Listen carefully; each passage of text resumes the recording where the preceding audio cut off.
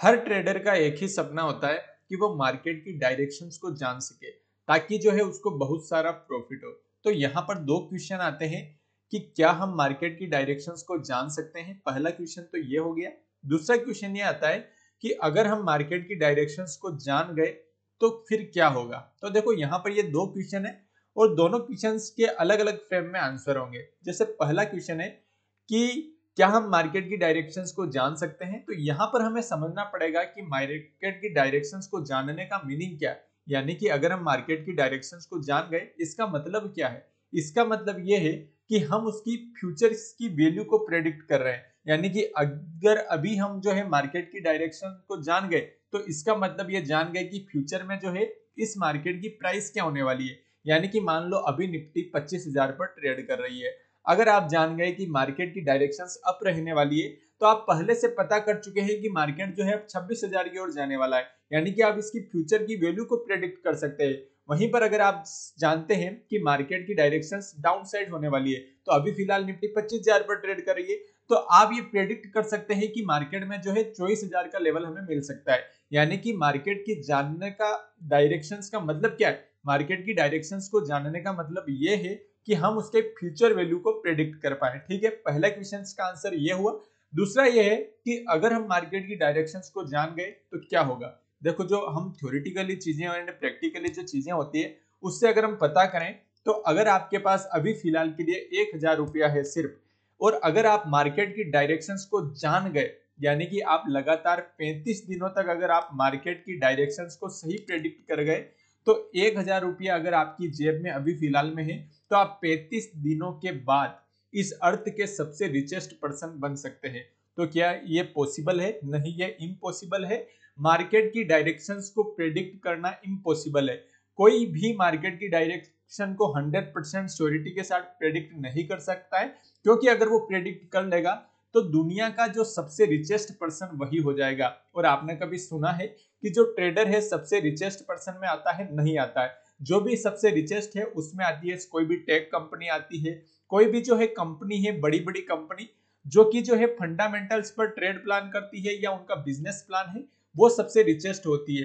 Trader कोई richest नहीं बन सकता है इतना रिचेस्ट, क्योंकि मार्केट की डायरेक्शंस को यहाँ पर प्रेडिक्ट कर पाना मुश्किल है। और यहाँ पर जो है हर चीजों की पॉसिबिलिटीज है। यहाँ पर जो है ट्रेडर क्या होता है, मान लो उसने 10 ट्रेड प्लान किया है तो श्योरिटी के साथ ये होता है कि उसका 3 ट्रेड या 2 ट्रेड तो फेल होना है, जिससे कि उसका जो प्रॉफिट है वो स्टॉप लॉस में कवर हो जाता है।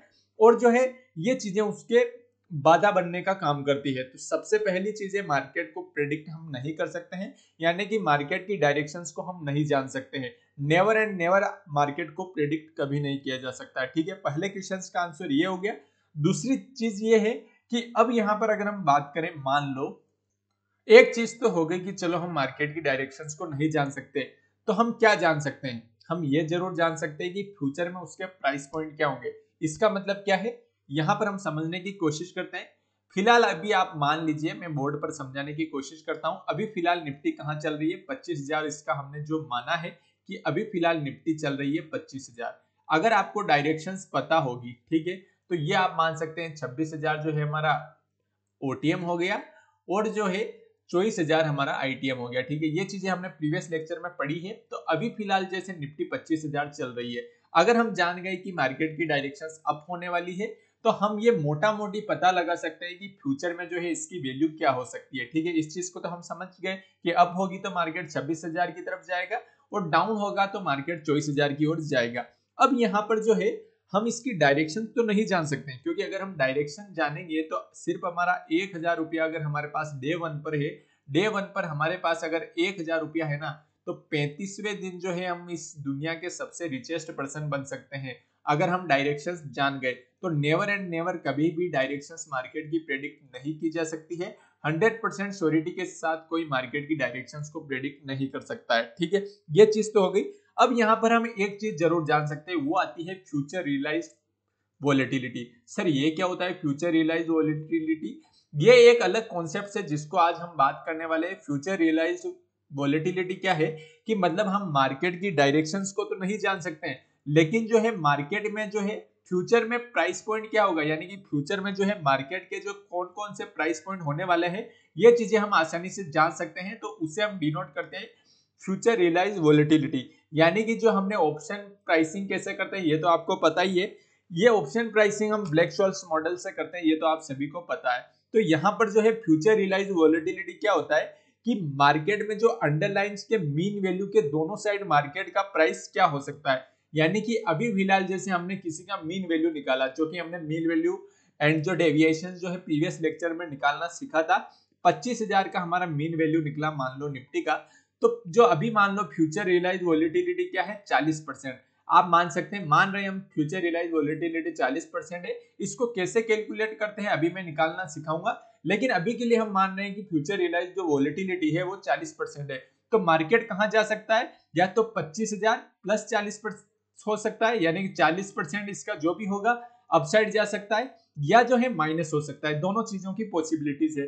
तो फ्यूचर रियलाइज वोलेटिलिटी हमें क्या बताती है कि फ्यूचर में मार्केट के प्राइस पॉइंट क्या होने वाले हैं, वो भी 100% श्योरिटी के साथ नहीं होगी, या तो 25,000 से 40% इधर होगी, यार 25,000 से 40% इधर होगी। एक एग्जाम्पल को हम समझ चुके हैं। अब यहाँ पर नई चीज आती है कि जैसे यहाँ पर डिफरेंट चीजें आती है, 50 डेज की वोलेटिलिटी कैसे निकालते हैं। तो डेली प्राइस चेंजेस ओवर अ 50 डेज पीरियड, 50 डेज की वैलिडिटी ऐसे निकालते हैं कि जो डेली प्राइस चेंज हो रहे हैं 50 दिनों का, उनका हम क्या करते हैं, उनका हम जो है एवरेज निकालते हैं, उसे हम बोलते हैं 50 दिन की वॉलेटिलिटी। ठीक है, इस चीज को आप समझ चुके, कुल टर्म है, इनको आप समझने की कोशिश करें। वहीं अगर मैं 52 वीक वॉलेटिलिटी निकालने की कोशिश करूं तो weekly price changes over a 52 week period, इस चीज को आप समझ चुके, मतलब सालाना वीक कोई भी चीजें हैं तो उनको हम अलग अलग नाम देते हैं। 52 वीक वॉलेटिलिटी, 50 डेज वॉलेटिलिटी, अगर 30 डेज का एवरेज निकालना है तो 30 डेज वॉलेटिलिटी। बस इस कॉन्सेप्ट को आप समझने की कोशिश करें, इससे आपको जो आगे आने वाली मैथमेटिक्स को आसानी से समझ जा पाएंगे। ठीक है, हमने क्या बोला है कि हम 50 डेज की वॉलेटिलिटी अगर निकालते हैं तो daily price changes in 50 days over period, यानी कि 50 दिन के पीरियड में डेली प्राइस में क्या क्या चेंज आते हैं, ये आता है 50 डेज पीरियड। वहीं पर 52 वीक की जो वॉलेटिलिटी निकालते हैं वो weekly price changes over 52 week period, यानी कि 52 वीक का जो पीरियड है उसमें वीकली क्या प्राइस चेंजेस आई है, उससे आप 52 वीक की वॉलेटिलिटी या वीकली वॉलेटिलिटी हम उसे बोल सकते हैं। ठीक है, इस कॉन्सेप्ट को आप समझ चुके हैं कि हम 50 डेज की वॉलेटिलिटी के लिए 50 डेज वॉलेटिलिटी निकालते हैं और 52 वीक की वॉलेटिलिटी के लिए वीकली वॉलेटिलिटी निकालते हैं। ठीक है, अब हमने पिछले जो लेक्चर्स पढ़ा था, आपने पढ़ा होगा ऑप्शन प्राइसिंग कैसे करते हैं। ऑप्शन प्राइसिंग के लिए हमने क्या पढ़ा था, ऑप्शन प्राइसिंग के लिए हमने पढ़ा था ब्लैक शॉर्ट्स का मॉडल। ब्लैक शॉर्ट्स मॉडल हमें क्या बताता था, एक्सरसाइज प्राइस, अंडरलाइंग प्राइस जो होती है उनको हम एक फॉर्मूले में रखते हैं, underlying price, exercise price, time to expiry, dividend, volatility, ये सारी चीजें हम एक प्राइसिंग मॉडल्स तैयार करते हैं जिससे हमें एक थ्योरेटिकल वैल्यू मिलती है। ठीक है, ये तो हमने ऑप्शन प्राइसिंग के पिछले लेक्चर्स में पढ़ा था। तो अब यहाँ पर जो है हम फ्यूचर रियलाइज्ड वॉलेटिलिटी को कहाँ रखेंगे जिससे कि हम ऑप्शन की एक्यूरेट वैल्यू निकाल सके। जो वो वॉलेटिलिटी थी वो हम निकालते थे, उसमें एक्यूरेसी नहीं थी, लेकिन जो फ्यूचर की एक्यूरेट अगर आप वॉलेटिलिटी निकालेंगे, देखो एक्यूरेट तो नहीं निकाल सकते हैं लेकिन जितनी श्योर होगी उतना जो आपका डेटा आएगा, आपकी जो वैल्यू आएगी उतनी ही श्योर होगी। जैसे आपने वॉलेटिलिटी निकाली वो 70% सही है, तो आपके जो है आंसर आने, आपके मार्केट आपकी साइड जाने के चांसेस भी 70% रहेंगे। वहीं अगर वॉलेटिलिटी जो है आप एग्जैक्ट निकाल गए, एक्यूरेट निकाल गए, 90, 95, 99% निकाला, तो आप जो है उसके लिए जो है अपने प्रॉफिट के दायरे को भी उतना ही परसेंटेज से बढ़ाते जा रहे हैं। ठीक है, तो फ्यूचर रियलाइज वॉलेटिलिटी को हम उस टर्म में कहां रखेंगे, ब्लैक शॉर्ट्स का जो मॉडल है जहां पर हम वॉलेटिलिटी का कॉन्सेप्ट रहे थे, यानी कि वॉलेटिलिटी की जगह हम क्या रखेंगे, फ्यूचर रियलाइज वॉलेटिलिटी। ठीक है, अभी मैं आपको ब्लैक शॉर्ट्स मॉडल एक बार दिखा देता हूं। ये जो ब्लैक शॉल इक्वेशन है हमने प्रीवियस लेक्चर में पढ़ा था, इसमें हम कौन कौन सी वैल्यू पुट करते हैं, हमें एक्सरसाइज प्राइस की value, time to expiration, underlying price, interest rate, volatility and dividend, ये जो 6 फैक्टर है इनको हम अपने प्राइसिंग मॉडल में जो है फॉर्मूले में रखते हैं, जिससे हमें क्या मिलती है, थ्योरेटिकल वैल्यू मिलती है। तो क्या वो एक्यूरेट सही आती है, एक्यूरेट सही नहीं आती है, उसके लिए क्या क्या चीजें हैं, जैसे अभी हमें एग्जाम्पल के लिए एक बार मैं वॉलेटिलिटी आपको दिखा देता हूँ कि किसके लिए फ्यूचर रियलाइज वॉलेटिलिटी रखना है और किसके लिए जो है इम्प्लाइड वॉलेटिलिटी रखना है। तो जैसे हम वॉलेटिलिटी की बात करें तो वॉलेटिलिटी के अलग अलग कॉन्सेप्ट्स होते हैं। ठीक है, वॉलेटिलिटी जो होती है ये ऑप्शंस के लिए अलग होती है एंड जो है आपके लिए निफ्टी के लिए डिफरेंट होती है, ठीक है। ये आप यहाँ पर मान सकते हैं फ्यूचर रियलाइज वोलेटिलिटी को। Future realise volatility and implied volatility में क्या डिफरेंस है, चलो उसको एक बार समझने की कोशिश करते हैं। यहाँ पर अगर बात करूं वोलेटिलिटी, आप देख रहे हैं वोलेटिलिटी जो है अंडरलाइंस हमारा क्या होता है, कोई भी निफ्टी है या स्टॉक हम ट्रेड कर रहे हैं तो उसे हम अंडरलाइंस बोलते हैं, ठीक है। अंडरलाइन प्राइस जो है यहाँ पर निफ्टी या स्टॉक की रखी जाती है। उसका अगर हम बात करें वोलेटिलिटी की तो वो होती है रियलाइज वोलेटिलिटी, यानी कि उसकी हम वोलेटिलिटी प्रेडिक्ट करते हैं तो उसे हम बोलते हैं रियलाइज वोलेटिलिटी, जो कि हिस्टोरिकल वोलेटिलिटी से हम निकाल सकते हैं। अगर आपको प्रीवियस जो है कोई मंथ है हिस्टोरिकल वोलेटिलिटी उसकी पता होगी, भैया मार्केट जो है पहले अंडरलाइंग प्राइस निफ्टी जो है पिछले एक साल में 30% मूव गया, यानी 30% अप जा सकता है, 30% डाउन जा सकता है, वो हिस्टोरिकल वोलेटिलिटी से आप रियलाइज वोलेटिलिटी निकाल सकते हैं। लेकिन अगर उसी का कोई ऑप्शन है, मान लो ये तो निफ्टी है, आप 25,000 की वैल्यू है, ठीक है, लेकिन जो है अगर आप एटीएम्स का ऑप्शन देखेंगे तो 100 का ऑप्शन जो है कितना जा सकता है, 100 का ऑप्शन जो है 130 जा सकता है या 70 जा सकता है। उसकी वोलेटिलिटी अगर आपको पता है, मान लो कि इसकी 30% वोलेटिलिटी आ रही है, तो वो क्या होगी, वो आपकी होगी इम्प्लाइड वोलेटिलिटी, यानी कि अंडरलाइंस की जो वोलेटिलिटी होती है वो रियलाइज वोलेटिलिटी होती है एंड उसी के जो ऑप्शंस होते हैं उसकी जो वोलेटिलिटी होती है वो इम्प्लाइड वोलेटिलिटी होती है। यानी कि इन दोनों में से एक भी चीज आपको पता है तो आप मान सकते हैं कि मुझे दोनों चीज पता है, यानी कि अगर आपको इम्प्लाइड वोलेटिलिटी पता है, यानी कि ऑप्शन 100 का ऑप्शन आपको पता है कि 130 जा सकता है, तो आपको यह भी पता है कि निफ्टी जो है अपसाइड में जाने वाली है, यानी कि जो ये दोनों वोलेटिलिटी है आपस में एक दूसरे से जुड़ी हुई है। तो इम्प्लाइड वोलेटिलिटी का जो टर्म आता है वो हम ऑप्शंस के लिए यूज करते हैं, वहीं पर जो है रियलाइज वोलेटिलिटी का जो टर्म आता है वो हम अंडरलाइन क्या होता है, स्टॉक होता है, निफ्टी होता है, कोई भी स्टॉक मान लो आप रिलायंस हो गया, उसकी मान लो आपकी हिस्टोरिकल वोलेटिलिटी आपको पता है, उससे आप रियलाइज वोलेटिलिटी पता कर लिया कि भैया 30% रियलाइज वोलेटिलिटी आ रही है, तो आपको पता हो चुका है कि मार्केट जो है 30% या तो स्टॉक बढ़ सकता है या डाउन हो सकता है, ठीक है। और जो है इम्प्लाइड वोलेटिलिटी क्या होती है, ऑप्शंस की होती है। तो हमेशा हमें क्या करना है, ब्लैक शॉर्ट्स मॉडल में जो वोलेटिलिटी यूज करनी है वो हमेशा जो है कौन सी वोलेटिलिटी यूज करनी है, वो यूज करनी है इम्प्लाइड वोलेटिलिटी, क्योंकि इम्प्लाइड वोलेटिलिटी एकदम एक्यूरेट आती है और वही सही तरीके से वर्क करती है, ठीक है। अब यहाँ पर हमें एग्जांपल के तरीके से मैं आपको समझाने की कोशिश करता हूँ, ठीक है। चलो एक बार चार्ट पर चलते हैं, बोर्ड पर, और समझने की कोशिश करते हैं। जैसे यहाँ पर जो है एक्सरसाइज प्राइस मान लो आप कोई कॉल बाय कर रहे हैं, 25,300 की कॉल बाय कर रहे हैं, ठीक है। 25,300 की हमने कॉल मान लिया भाई, हमें एक्सरसाइज प्राइस हमारी 25,300 हो गई। वहीं पर जो है टाइम टू एक्सपायरेशन आप कुछ भी मान सकते हैं, 3 मंथ, 1 मंथ, 1 ईयर, कुछ भी। अंडरलाइन प्राइस मतलब जो है अंडरलाइन प्राइस में आप क्या लेंगे, अब जो है पहले हम अंडरलाइन प्राइस डायरेक्ट निफ्टी की प्राइस ले रहे हैं, लेकिन अब आपको क्या लेनी है, मीन वैल्यू लेनी है। मीन वैल्यू यानी कि फॉरवर्ड प्राइस। फॉरवर्ड प्राइस जो है हमने कल निकालना सीखा था, मीन वैल्यू आपने सीखा होगा, कल का लेक्चर नहीं देखा है तो अभी आप देख सकते हैं।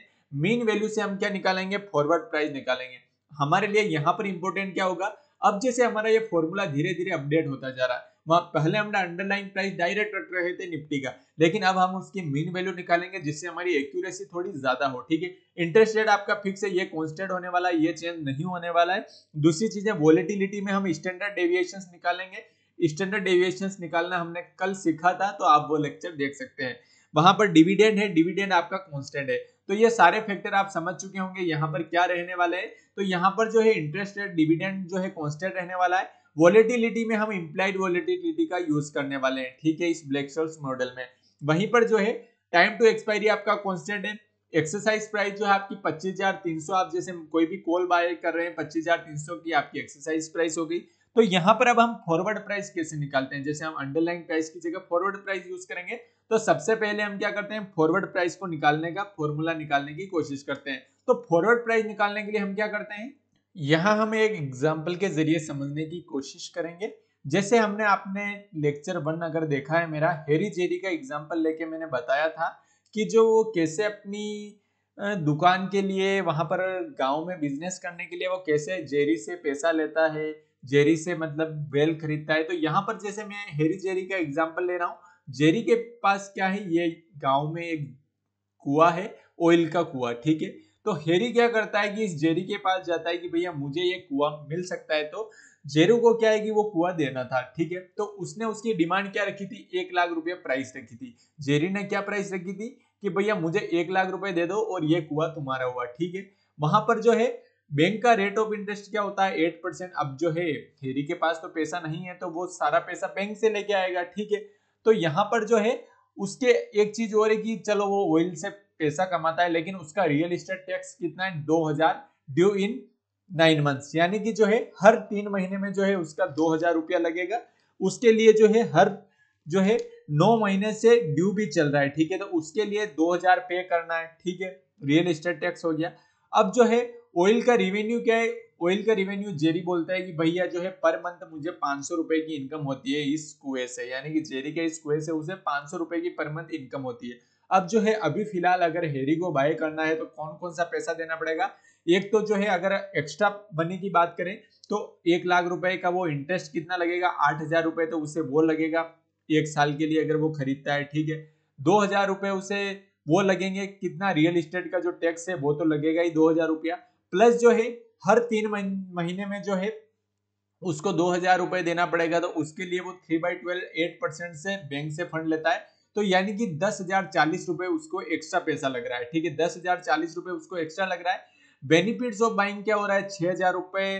तो जो है बेनिफिट ऑफ बाइंग की अगर मैं बात करूं कि अभी उसको खरीदना है तो जो है अभी खरीदने का उसको कितना पैसा मिल रहा है, तो जैसे वो 500 रुपए जो है हर महीने खरीदता है, हर महीने उस ऑयल से कमाता है, तो ठीक है 12 महीने के कितने पैसे हुए, 12 महीने के हुए 6000 रुपए, ठीक है। 6000 तो वो ही है ही, प्लस वो हर 500 को जो है हर महीने इंटरेस्ट पर चढ़ाता जाता है बैंक में। 8% का उसको इंटरेस्ट मिलता है, मतलब 11 महीने तक इस 500 का मिलेगा, फिर अगले वाले 500 का 10 महीने तक मिलेगा। तो ऐसे करके जो है उसको टोटल कितना मुनाफा होता है 6220 रुपए का जो है उसको बेनिफिट हो रहा है अभी बाइंग करेगा। तो करंट कैश प्राइस इसका कितना है 1 लाख रुपए है। कॉस्ट ऑफ जो बाइंग में जो कॉस्ट कितनी लग रही है तो 10,040 है, मतलब हम खरीदते हैं तो सिर्फ 10,000 ही, 1 लाख ही थोड़ी लग रहे हैं। अभी जो बाइंग की कॉस्ट लग रही है वो भी तो जोड़ेंगे, तो 10,040 ये हुए। अब बेनिफिट ऑफ बाइंग हमने निकाला है 6220 रुपए। तो टोटल अभी फिलहाल अगर हम खरीदें बेचें तो बेनिफिट निकाल दें, हमारा टोटल जितना लग रहा है उसमें से बेनिफिट निकाल लें, तो 1 साल के लिए अगर हम इसे खरीद रहे हैं अभी तो हमें जो है 1,03,820 रुपए लग रहे हैं। तो ये हमारी क्या आती है, ये फॉरवर्ड प्राइस आती है। ये हेरी जेरी के लिए वेल का एग्जांपल है, ऑयल वेल का, उसके लिए हमने इस एग्जांपल के लिए जो है फॉरवर्ड प्राइस निकालने की कोशिश की है। निफ्टी के केस में फॉरवर्ड प्राइस क्या होती है, निफ्टी का जो फ्यूचर प्राइस होता है वही उसकी फॉरवर्ड प्राइस होती है। वो कैसे, वो समझाओ सर। तो चलो एक बार मैं आपको यहां पर दिखा देता हूं। अभी फिलहाल निफ्टी जो है ऑप्शन चेन में देखें तो 25,800 जो है इसका क्या है एट द मनी है। तो 25,800 की हम नवंबर के फ्यूचर्स की वैल्यू देखें तो 259 है, यानी कि जो अभी फॉरवर्ड प्राइस क्या है निफ्टी की 260 है। वहीं दिसंबर की बात करें तो दिसंबर के लिए जैसे 2 महीने 1 महीने बाद देखना है आपको तो 568 है। वहीं जो है निफ्टी के लिए जनवरी में बात करें तो 776 है। तो निफ्टी के लिए जो फॉरवर्ड प्राइस होती है वो उसकी जो है फ्यूचर प्राइस ही होती है। इस चीज को, इस कॉन्सेप्ट को आप समझ चुके हैं। हेरी जेरी का हमने एग्जांपल लेकर क्यों बताया कि हेरी जेरी के पास एक कुआं है, ठीक है। कुएं से क्या निकलता है, ऑयल निकलता है। तो अभी उसकी क्या डिमांड है 1 लाख रुपए, और वो दावा करता है कि हर महीने का ये कुआं मुझे 500 रुपए का बेनिफिट देता है। तो हमने जो है टोटल कितना पैसा देना पड़ा वो निकाला, प्लस हमें 1 साल में कितना प्रॉफिट हो सकता है वो निकाला, और हमारा जो है अभी वो मांग भले ही 1 लाख रुपए रहा है लेकिन हमारा टोटल अभी फिलहाल कितना पैसा लग रहा है वो हमने अभी निकाला है 1,03,820 रुपए हमारा निकला है।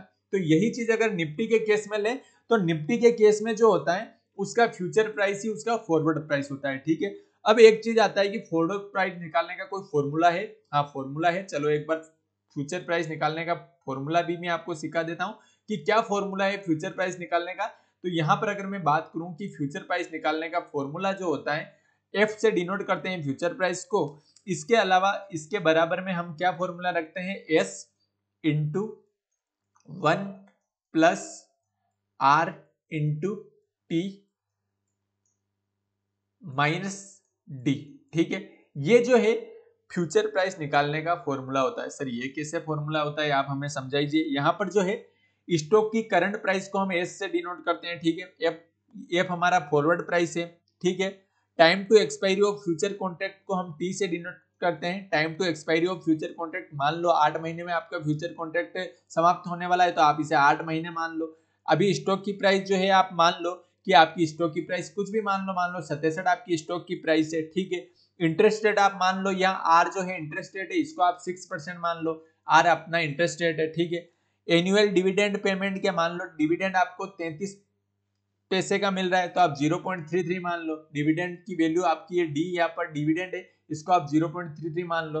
तो इससे आपका जो फॉर्मूले में फॉरवर्ड प्राइस क्या आती है, फॉरवर्ड प्राइस जो है ये सारे वैल्यू हम रखते हैं। स्टॉक की प्राइस हमने क्या मानी थी, 67 मानी थी, इंटू 1 प्लस आर हमारा इंटरेस्ट रेट था 6% माना था, इंटू जो है interest rate time to expiry क्या है, 8 महीने एक्सपायर होने में बाकी है, 12 महीने में से 8 महीने हम भाजक करेंगे। उसी तरीके से अगर हम डिविडेंड्स को प्लान करेंगे तो वो हमारा 2 इंटू 0.33 आ जाता है, जो हमारा डिविडेंड है। 2 बार हमारी ये डिविडेंड्स मिलेगा, यानी कि हर चार महीने में जो है हमें स्टॉक डिविडेंड देने वाला है। तो इससे हमारी फॉरवर्ड प्राइस क्या निकलती है, 69.02। यानी कि स्टॉक प्राइस ना रख के हम वहां पर पहले जो है अंडरलाइंग प्राइस में जो प्राइस रख रहे थे वहां पर जो है 67 ना रखे, हम क्या रखेंगे 69.02, जिससे हमारी फॉर्मूले की एक्यूरेसी ज्यादा होगी। तो हम ब्लैक शॉल्स मॉडल में क्या क्या पुट करेंगे, मान लो आपकी स्टॉक प्राइस है 100 रुपए, ठीक है।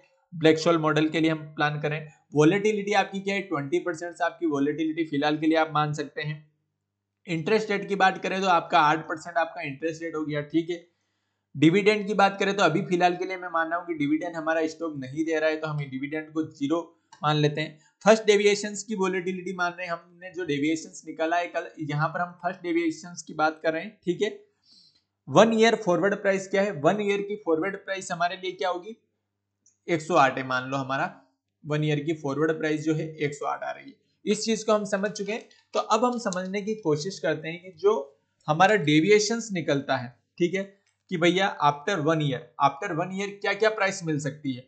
आफ्टर 1 ईयर की बात करें, 1 ईयर की बात करूं मैं, आफ्टर 1 ईयर उसके बाद हमारा डेविएशंस की वैल्यू क्या होगी, प्लस जो है यहाँ पर हमारी प्राइस किस किस के बीच बिटवीन हमारी ट्रेड प्लान हो रही होगी। तो फर्स्ट डेविएशन हमारा क्या निकला था कल, 68% निकला था। आपको पता है कि भैया 68% चांसेस है कि मार्केट जो है इसके बीच रह सकता है। तो जैसे 100 वाला स्टॉक है उसकी जो वैल्यू हम पुट करते हैं तो हमारी प्राइस किस किस के बीच ट्रेड कर सकती है, फर्स्ट डेविएशन के हिसाब से जो 20% हमारा आ रहा है, 20% हम फॉरवर्ड प्राइस में ऐड करेंगे और 20% जो है फॉरवर्ड प्राइस से माइनस करेंगे। फॉरवर्ड प्राइस हमारी 108 है, उसमें से हम कितना 20% माइनस करेंगे प्लस 20% ऐड करेंगे, तो हमारी वैल्यू किस किस के बीच ट्रेड कर रही है, 86.40 से हमारी वैल्यू किसके बीच ट्रेड करेगी, 129.6, ठीक है। सेकंड डेविएशंस की बात करूं तो सेकंड डेविएशंस क्या आया था, सेकंड डेविएशंस की बात करूं तो सेकंड डेविएशन स्टैंडर्ड डेविएशंस की बात करूं तो वो आया था 95% चांस, यानी कि 95% चांस है कि जो हमारा अभी स्टॉक का प्राइस चल रहा है वो सेकंड डेविएशंस में जो है वो हमारी वैल्यू आती है 64.80 एंड जो है 151.20। ये हमने कैसे निकाला, हम जो है सेकंड के लिए क्या प्लान करें, 20 को इंटू 2 से कर रहे हैं, यानी कि 40%, 40 उसमें ऐड कर रहे हैं 108 में, प्लस 40 माइनस कर रहे हैं 108 में, यानी कि 40% प्लस 40% माइनस, ठीक है। इस चीज को आप समझ गए।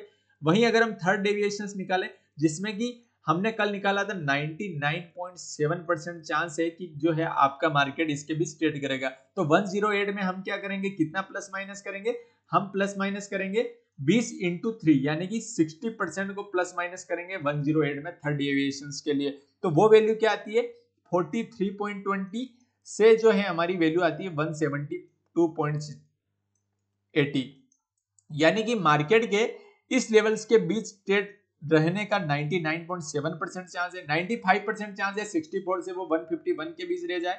फर्स्ट जो है डेविएशन हमें निकालता है 68% चांस है वो 86 से 129 के बीच रहे। तो ये चीजें हमने निकाली थी कल के फॉर्मूले में और उसी को आज हमने पुट करके देखा। तो अब क्या मार्केट जो है इस लेवल से बाहर तो नहीं जा सकता कि सर आपने थर्ड डेविएशन में बता दिया कि मार्केट जो है 43 से 172 ही जो है ये 100 रुपए का स्टॉक या तो 43 जा सकता है या 172 जा सकता है, इसके बीच रहने के चांस इसके 99.7% है। तो क्या ये वैल्यू 40 नहीं हो सकती, ये स्टॉक 40 रुपए का तो नहीं हो जाएगा, हो सकता है, लेकिन वो चांस कितने, सिर्फ 0.3% ही चांस है, यानी कि जो है 99% चांसेस है कि मार्केट आपकी फेवर में जाए। ऐसा कब होगा, ये वही चीज होगी कि आपने कोई कॉइन है उसको थ्रो किया है और उसको 32,000 बार थ्रो किया। कितना? 32,000 में से सिर्फ एक चांस है कि मार्केट में जो है 15 बार लगातार हेड आ जाए। यानी कि आप कोई कोइन टॉस करते हैं, एक हेड आ गया, दूसरा हेड आ गया, तीसरा हेड आ गया, तो क्या लगातार 15 बार में से 15 बार कॉइन का हेड आ सकता है? नहीं आ सकता। ये चांस क्या है? आप 32,000 बार फेंकेंगे कॉइन को तो सिर्फ एक चांस है कि वो 15 बार लगातार हेड आ जाए। ठीक है, तो वो यही चीज हो गई कि उस स्टॉक की प्राइस जो है सिर्फ आप 32,000 बार ऐसा होगा और कैलकुलेट करोगे तो जो है उसके सिर्फ एक चांसेस है 32,000 में से कि वो स्टॉक जो है 35 रुपए का हो जाए। ठीक है, इस चीज को आप समझ चुके हैं। कुल मिला के हमने यहाँ पर वोलेटिलिटी निकालने की कोशिश की है। अब यहाँ पर एक चीज और आती है कि scaling volatility for time. Scaling volatility for time का क्या? देखो ये बेसिक फॉर्मूले है, ये चीजें आपके आगे काम आने वाली है, इसलिए मैं अभी आपको बेसिक मैथमेटिक्स में समझाने की कोशिश कर रहा हूँ। Scaling benefit volatility of time का क्या फॉर्मूला है? यहाँ पर हम वोलेटिलिटी डेली की वोलेटिलिटी अगर निकालें, वोलेटिलिटी डेली, तो वो हमारी क्या होती है? Volatility annuals. ठीक है, वोलेटिलिटी एनुअल्स इनटू हमारा फॉर्मूला क्या आता है? इनटू हमारा जो फॉर्मूला आता है वो आता है √T, टाइम टू एक्सपायरेशन। ठीक है, अब मान लो यहाँ पर मार्केट जो है कितना ट्रेड करता है? मान लो यहाँ पर जो है मार्केट 250 से 260 के बीच ट्रेड प्लान करता है। ठीक है, मार्केट जो है 365 दिन में से सिर्फ 250 से 260 दिन ही चलता है। तो यहाँ पर मैं मान लेता हूँ 256 जो है हमारा, इसका जो है हम अंडर आसानी से निकाल सकेंगे, तो वो मान लेते हैं। तो हमारी वोलेटिलिटी एनुअल्स इनटू जो है हमारी टी की वैल्यू क्या आएगी? 1/256, यानी कि 1/256 को हम कैसे प्लान करेंगे? इसका अगर हम निकालेंगे तो वो आ जाएगा 1/16। यानी कि हमारी डेली की वोलेटिलिटी अगर हमें निकालनी है, हमारी एक दिन की वोलेटिलिटी निकालनी है, तो हमें जो है वोलेटिलिटी एनुअल्स में 16 का डिवाइडेड करना है, जिससे हमें वोलेटिलिटी ऑफ डेली मिल जाएगी। ठीक है, इस चीज को, इस फॉर्मूले को आप समझ चुके हैं। भैया हम डेली वोलेटिलिटी निकाल लेंगे, ठीक है, लेकिन एनुअल वोलेटिलिटी हमें कहाँ मिलेगी? तो ये जो दे रखी है यहाँ पर, ये आपको एटीएम की आईवी दे रखी है, ये एनुअल वोलेटिलिटी होती है। आप ऑप्शन चेन में ये जो भी वोलेटिलिटी देखते हैं ना, ये सारी एनुअल्स की होती है। ठीक है, तो इस फॉर्मूले को आप समझ चुके हैं कि आपको डेली की वोलेटिलिटी निकालनी है, तो आपको जो है साल की वोलेटिलिटी में 16 से डिवाइडेड करना है। ऑप्शन चेन में हमेशा जो है एनुअल वोलेटिलिटी आपको दिखाई दी जाती है। ठीक है, ये आईवी, आप एटीएम आईवी देख सकते हैं, ये एक एनुअल्स की वोलेटिलिटी है। ठीक है, तो अभी जैसे एनुअल वोलेटिलिटी 11 है, तो हमें डेली की वोलेटिलिटी निकालनी है, तो 11/16।